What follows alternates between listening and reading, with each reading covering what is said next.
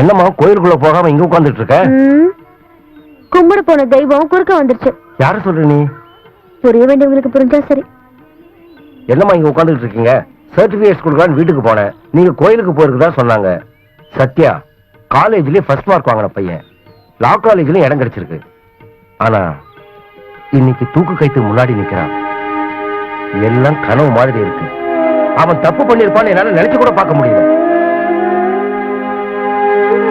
என்ன என் தலைவிதி சார். என் பிள்ளைக்கு ஏதாவது ஒண்ணு ஆகிறதுக்கு முன்னாடி நான் என் உயிரை விட்டுணும்.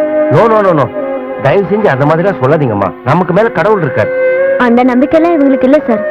எல்லாம் வெளிவேஷம். அவர் வெளியில வரதுக்கு ஏதாவது சுப்ரீம் கோர்ட் வரைக்கும் முயற்சி பண்ணிருக்கலாம்ல. ஆனா பாருங்க, இவங்க பாசத்தை விட என் காதல் தான் ஜெயிக்க போகுது. அவர் நிச்சயமா வெளியில வருவாரு. என்னதான் கல்யாணம் பண்ணிப்பாரு. நான் அவருக்காக காத்துக்கிட்டே இருப்பேன்.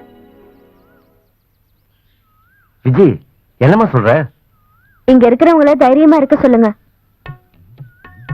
சாப்பிடாம தூங்காம உடம்ப கெடுத்துக்க வேண்டாம்னு சொல்லுங்க. நான் வரேன். என்னம்மா சாமி கும்பிடலையா? மனசுல இருக்கிறது எதுக்கு வெளியே தேடணும்? புரிஞ்சுக்கிட்டேன். இந்த விஜய் எப்படி பேசிட்டு போறா? என்னமோ பேசுறா, பெரிய புத்திசாலி மாதிரி. இவ மட்டும் தினமும் சாப்பிடுவா தூங்குவான்னு நினைக்கிறீங்களா?